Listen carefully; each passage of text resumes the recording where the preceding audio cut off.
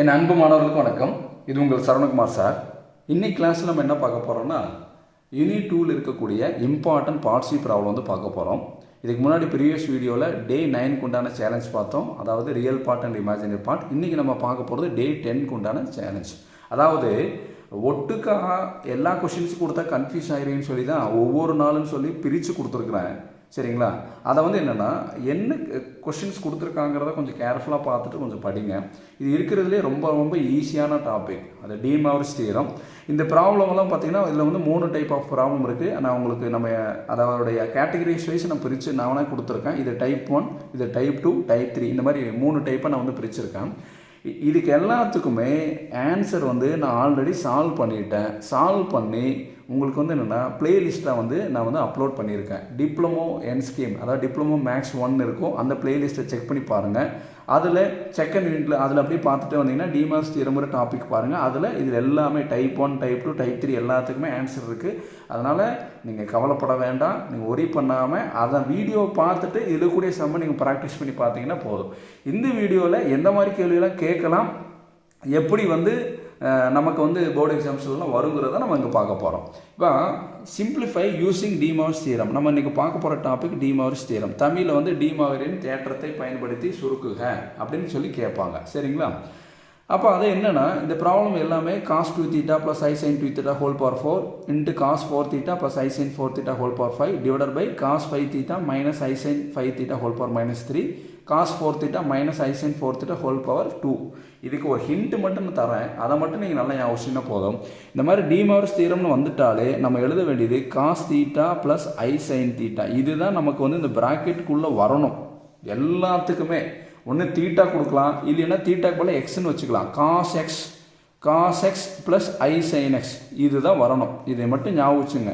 இந்த ப்ராக்கெட்டுக்குள்ளே எல்லாத்துலேயும் cos θ + I sin θ தான் வரணும். ப்ளஸ் இருந்தாலுமே நம்ம ப்ளஸ் இருந்தாலும் சரி, மைனஸ் இருந்தாலும் சரி, எது இருந்தாலும் cos θ + I sin θ தான் கொடுக்கணுங்கிறது ஞாபகம் வச்சிட்டிங்கன்னா இந்த ப்ராப்ளம் வந்து சால்வ் பண்ணி முடிச்சிடலாம்.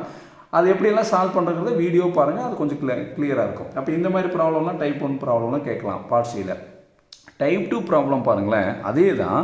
ஃபைண்ட் த வேல்யூ ஆஃப்னு கொடுத்துட்டு இதே தான் கொடுத்துருக்காங்க, ஆனால் ஒன்று மட்டும் எக்ஸ்ட்ரா கொடுத்துருக்காங்க பாருங்கள். வென் θ = π/9, தீட்டா வேல்யூ வந்து π/9 இருக்கும் பொழுது இதனுடைய மதிப்பை கண்டுபிடின்னு இருக்காங்க. அப்போ என்ன பண்ணணும்னா, இங்கே இந்த ப்ராப்ளத்தை எப்படி சால்வ் பண்ணி ஃபைனலாக முடிக்கிறீங்களோ அது வரைக்கும் சால்வ் பண்ணி முடிச்சு இந்த 3 ப்ராப்ளத்தையும் சால்வ் பண்ணி பாருங்கள். ஏன்னா 3க்கும் வெவ்வேறு ஆன்சர் வரும்.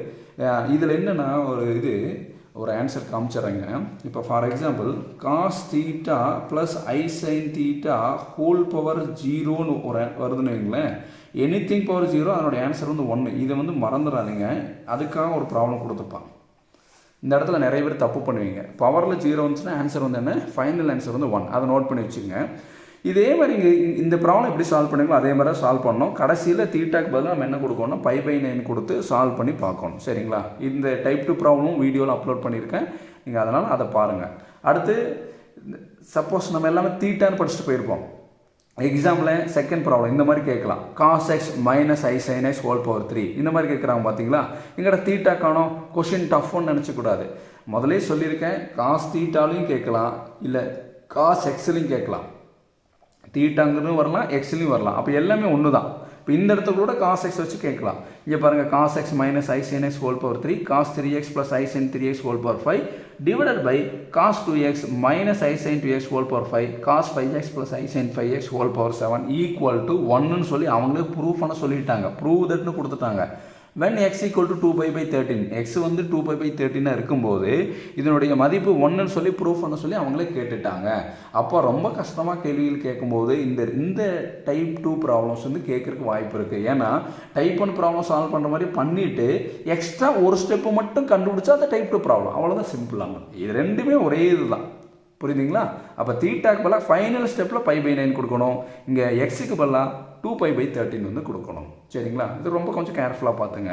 அடுத்து நம்ம பார்க்க போகிறது டைப் 3 ப்ராப்ளம். இதில் என்னென்னா, நல்லா கவனிங்களேன், நான் முன்னாடியே சொன்னது cos θ + I sin θ தான் வரணும்னு சொன்னேன். ஆனால் இங்கே பாருங்கள், டினாமினேட்டரில் நம்மளுக்கு என்ன இருக்குது பாருங்கள். இந்த 2 ப்ராப்ளம் ஒரே மாதிரி ப்ராப்ளம் தான், ஒரு சின்ன வித்தியாசம் ப்ளஸ் மைனஸ் தான். டினாமினேட்டர் பாருங்கள், sin θ - I cos θன்னு வந்திருக்கு. நல்லா நோட் பண்ணி பாருங்கள், sin θ - I cos θ. இங்கே டினாமினேட்டர்லையும் பாருங்கள், sign theta plus I cos தீட்டான்னு இருக்குது, ரெட்டில் எழுதிருக்கு பாருங்கள். அப்போது நம்ம வந்து இதை காசுங்கிற ஃபார்மெட்டில் மாற்றிட்டு தான் பண்ணணும். அது எப்படி பண்ணணுங்கிறத வீடியோவில் போட்டிருக்கேன், அதை பாருங்கள். அப்போ ரொம்ப கஷ்டமான கேள்விகள் கேட்கணும் போது இந்த மாதிரி ப்ராப்ளம் கேட்கலாம். நம்ம எந்த ஒரு யூனிட் படித்தாலும் முழுமையாக படிச்சுட்டு போனால் தான் கண்டிப்பாக போர்டு எக்ஸாமில் வந்து நம்ம ஈஸியாக பாஸ் பண்ண முடியும். அதனால் இந்த டாப்பிக்னு எடுத்துட்டிங்கன்னா இந்த டாப்பிக்கில் எப்படிலாம் கேள்வி கேட்கலான்னு கொடுத்துருக்கேன். இந்த டைப் 1 இப்படி கேட்கலாம், டைப் 2ல் இதனுடைய ஒரு ஸ்டெப் எக்ஸ்டென்ஷனாக டைப் 2, டைப் 3ங்கிறது கம்ப்ளீட்டாக அங்கே பாருங்கள் சைன் தீட்டா மைனஸ் ஐ காஸ் தீட்டான்னு வந்திருக்கு. அப்போ நம்ம டினாமினேட்டரை நம்ம cos theta plus I sine theta அதான் இந்த ஃபார்மெட்டில் நம்ம மாற்றிட்டு தான் நம்ம ஒர்க் அவுட் பண்ணோம். அப்படி ஒர்க் அவுட் பண்ணும்போது நல்லா கவனிமா, இங்கே பாருங்க மைனஸ் வந்திருக்கனால இதனுடைய ஆன்சர் வந்து 1ன்னு சொல்லி ப்ரூஃப்னு சொல்லி கேட்டிருக்காங்க.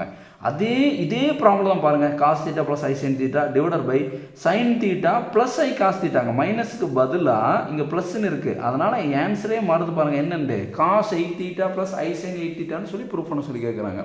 தீட்டாங்கிறதுக்கு பதிலாக எக்ஸ்ன்னு கூட கேட்கலாம். எக்ஸ்ன்னு கேட்டாங்கன்னா இங்கே cos 8x plus I sign 8xன்னு வரும்.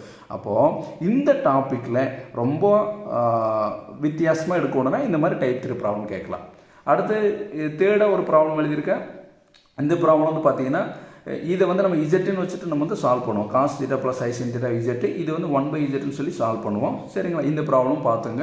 இந்த 3ன்னு கொடுத்ததுனால cos 3 theta plus I sign 3 தீட்டான்னு வந்தது. இங்கே வந்து இது என்ன நம்பர் கொடுக்குறோமோ இங்கே 5ன்னு தான் cos 5 theta plus I sign 5 தீட்டான்னு வரும். அப்போது டிமார்ஸ் தியரத்தில் வந்து பார்த்தீங்கன்னா இந்த மாதிரி ப்ராப்ளம்லாம் கேட்குறதுக்கு வந்து வாய்ப்புகள் இருக்குது. நல்லா படிச்சுக்குங்க. இந்த மாதிரி ப்ராப்ளம்லாம் கேட்பாங்க, கட்டாயமாக கேட்பாங்க. இது டைப் 1, இது டைப் 2, டைப் 3, இந்த 3 டைப் ஆஃப் ப்ராப்ளத்தை வந்து ப்ராக்டிஸ் பண்ணால் போதும். சரிங்களா, தேங்க்யூ ஸ்டூடெண்ட்ஸ்.